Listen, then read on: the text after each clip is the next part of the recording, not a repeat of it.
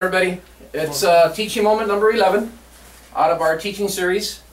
We've been talking about success, and it comes in different forms. It can either come personally, it can come professionally, it can come spiritually, but really success, bottom line is, how does it affect us?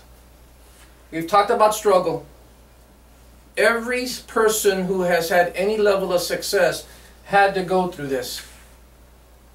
Success didn't come without this very important word, struggle. And I think that's something that we need to keep in mind every single time that we struggle in anything, that everyone has to go through this, which then leads to the journey that we all personally experience as we go through our individual struggles. What was that journey like for you? Is something that we've talked about. And the journey itself is very important, because the journey is how you get to the end place, wherever that end place might be for yourself. We've talked about problem solving.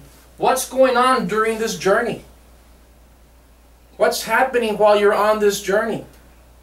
It should be problem solving. Solving the issues, which are the struggle that you're going through. Hopefully you're problem solving them. Responsibility. Taking responsibility for either our actions or lack of actions that is happening while we're in our journey. What ultimately helps determine what we do in these different phases of our journey? Our mindsets. Okay? How are we approaching this whole process ultimately results in what we have here in our mindset. I want to talk about something that's really important. It's called the compound effect. The compound effect occurs whether you're conscious about it or subconscious about it. Let me explain the difference. Consciously, we know certain things happen because we are aware of them, right? We decided to do something, so we're consciously aware of that action. Our subconscious is sometimes we do some things without even thinking about them. We get into our cars, we put on our seatbelts without even thinking about it.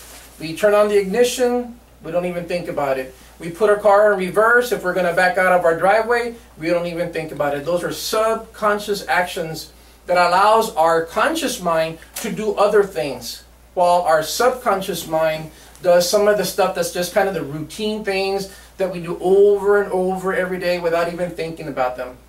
Now, keep in mind that our subconscious thoughts have also effect not only on what we do when we drive, but what we do when we are working. Okay? The compound effect. Let's talk about the compound effect. If I were to come to Laura and say, Laura, I have a proposal for you. I'm going to give you $3 million today to help you with your problems, or I'm going to give you 1 penny. But that penny is going to compound daily for 31 days, and at the end of 31 days, I'm going to give you whatever this penny has turned into. Who would take the $3 million right now? Who would take the $3 million? Seriously. I need to raise hands. Who would take the $3 million? Andy? You wouldn't take the $3 million. Okay. Everybody but Andy would take the $3 million. Okay. The penny is compounding, right? Every single day. On day 1, obviously, it's just 1 penny. Let's talk about what happens on day 7. On day 7, that penny now is worth 65 cents. Andy may be wondering right now whether maybe he should have taken the $3 million. The 65 cents obviously is a representation of what occurred with that penny compounding daily. Let's go to day 14. What happens on day 14? On day 14, that 65 cents becomes $81.92. Day 14. $81.92. I'm beginning to wonder whether I should have taken the $3 million at this point. $81.92 versus $3 million. The $3 million sure does sound like a lot of money compared to the 81 bucks.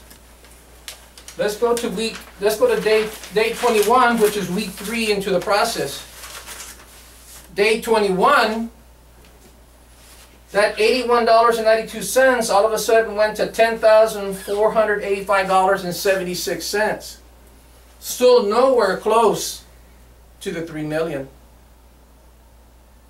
At this point in time, the person who took the penny is probably wondering, should I give up on this compounding? Right? Most people will be wondering, should I give up on this compounding? Because I'm already more than halfway, almost 3/3 of the way of the 31 days. Day 28. What happens on day 28? Day 28, 1,342,177.20. On day 28. We're only 3 days away from the end of the month. That $3 million sure does seem like it was a better deal, doesn't it? What happens if the person says, you know what, banker? Let me go ahead and cash in my money right now. I don't want to wait the 31 days. Right? They've given up. They're saying, you know what, this isn't working. I need the money now. Right? So they cash in their $1,342,000 because they didn't want to wait the next 3 days. They got bills to pay. Their house mortgage is up. They may be losing their car. All of a sudden, they're wondering, man, I should have taken that $3 million 28 days ago. Okay, let's go to the final day. If they had waited one more day, what would have happened for this person if they had just waited one more day? On the compounding rules, they would have netted $10,737,417 if they had waited just 3 more days. But most people quit somewhere either on week 2, week 3, or week 4. Most people quit somewhere in the spectrum of waiting because they're not patient. They're not persistent. So most people don't wait the full 31 days. And whatever journey you are in life. And if you realize that if you had waited 3 more days and you would have had almost $9 million more, would you have waited 3 more days? That's what happens to most of us. We didn't want to wait the extra 3 days. We said it's not worth it. So we stopped. How many people here started their diet program 2 months ago? Raise your hands, please. Let's be honest. Here. Who has stayed in the diet program? Who has committed and really stayed with it, persistently and consistently? Sylvia's the only one? Why? Because you didn't want to wait for the compound effect to kick in. At this point in time, probably on week 2, you said, you know what, it's not worth it. The coming in with food that doesn't taste as good as the food I normally eat, the hunger pangs that you're going through, it's just not worth it to wait until I get the full results of my sacrifice, my commitment. Guys, the compound effect works both positively for you in your life and negatively for you in your life. It's the small, consistent, committed decisions you make every single day that leads to this. It's not some big, all of a sudden, I'm this genius person. It's what we do consistently, daily, that either goes towards this goal or we stay here. It also goes for almost anything that we do. How many times have we given up on ourselves or on our marriages or on our jobs or in our relationships because we didn't want to wait for the compound effect to kick in? And we talk about me sometimes, right? I like to use myself as a living example of what happens with the compound effect. Those of you that are here obviously have seen where I went from in August to where I am today. Now, Laura wasn't here when I was first starting out, but she's been here long enough to see that there's been a progressive change in my outlook, in my physiology, and it's the compound effect. I had people tell me, man, I was just here a month ago, and a month later, I don't recognize you. Even from when I had already lost some weight. The compound effect was kicking in. The first month, there was no noticeable change in me and my weight loss. Month 2, there was some change, but nothing that people would say, wow, Carlos looks different.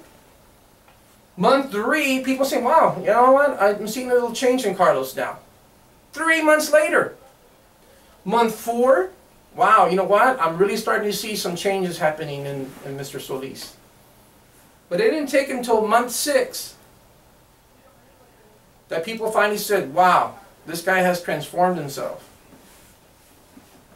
So the sacrifices I made in those first 5 months led me to the huge success that I experienced in the 6th month.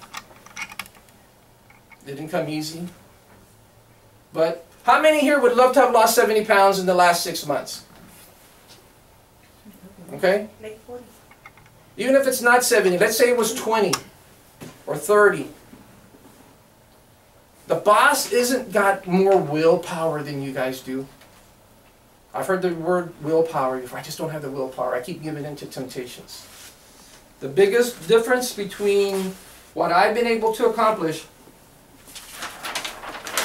and what some of you have experienced, I'm going to bring up the word again.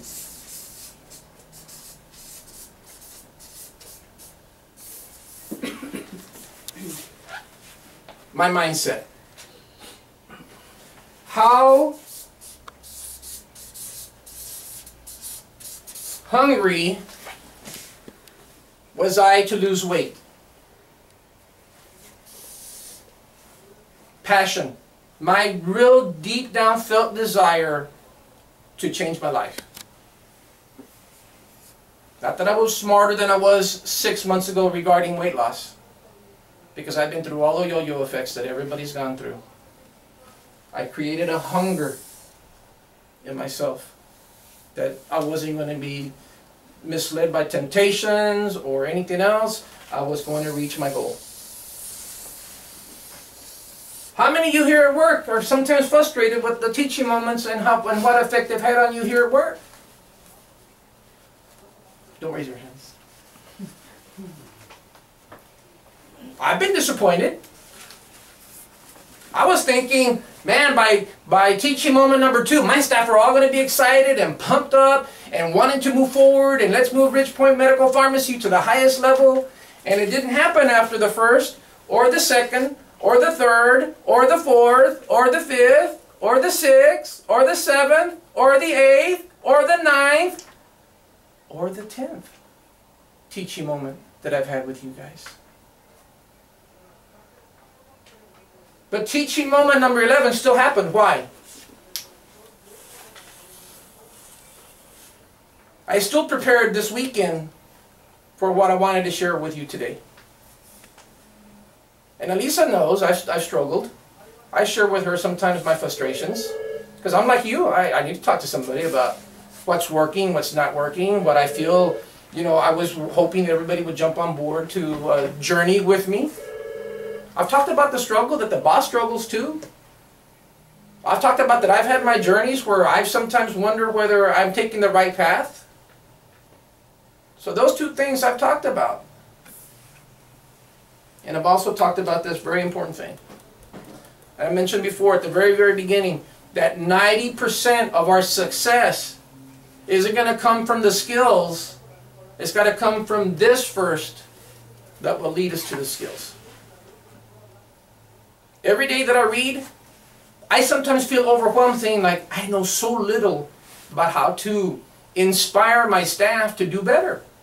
I feel inadequate. I feel like I don't have the proper skills to teach you guys that what I am showing you right now is so important for yourselves. It's like Brendan Burchard said, what a shame that some people don't realize that I'm giving you everything that I know that got me to where I'm at today, and yet people are reluctant to accept something that's being given to them for free. For free. I could be an owner and say, you know what, I'm going to wait until the government pays me more, right? I want them to give me more. Instead, I've had to decide on giving more first and then wait for the receipt of that giving in some form, whether it's increased volume of business, improved productivity from my employees, because they see that what I'm trying to do is in everyone's best interest, not just the boss's. We got to give, guys. And so we got to become hungry for something, whatever that hunger is. It might be multiple things. I want to lose weight, I want to improve my marriage, I want to improve my job. But let's go back to some of the things that we discussed in the very first page. Problem solving. I'm still having issues with people not coming to me to help them problem solve. We're still in that old mindset that I'll figure this out by myself. And to some extent, I agree with that philosophy. But at some point, when you see that your problem solving isn't getting you where you want to go, you've got to go to someone else that can help you with that problem solving. So let's start off Monday with some deep breaths, like I've talked about before. Elisa's been telling me that sometimes when she breathes really deeply, she gets a lot more energy. It's being consistent though, guys. Consistently remembering the little things that add up to the big things. Again, there's no big magic bullet. I'll give you an example before we close the session today. How many of you guys have friends that weren't the smartest people in the school, but have turned out to do some really good things? They got their own businesses possibly.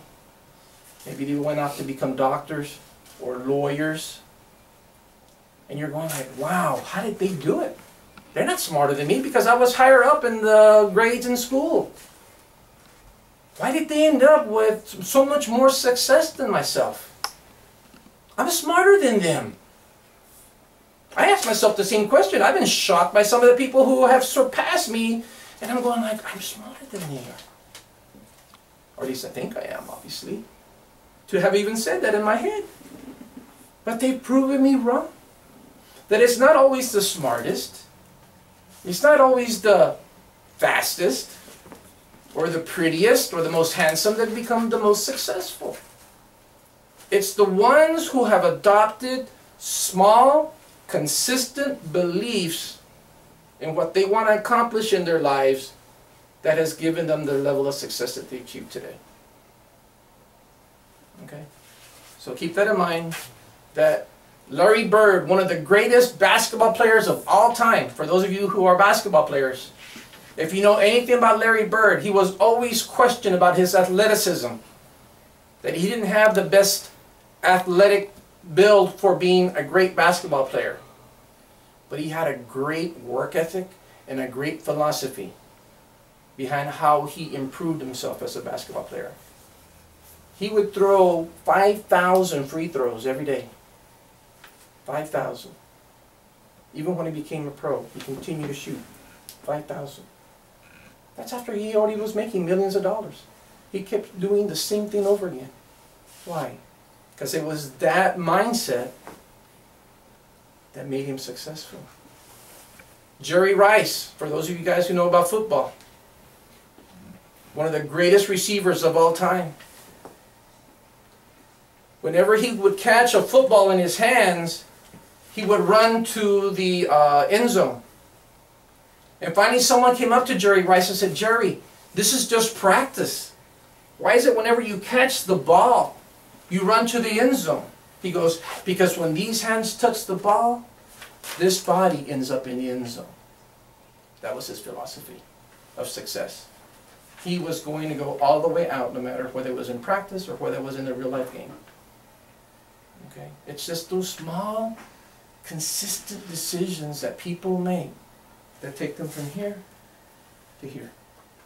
So let's continue to work hard. Let's prosper together.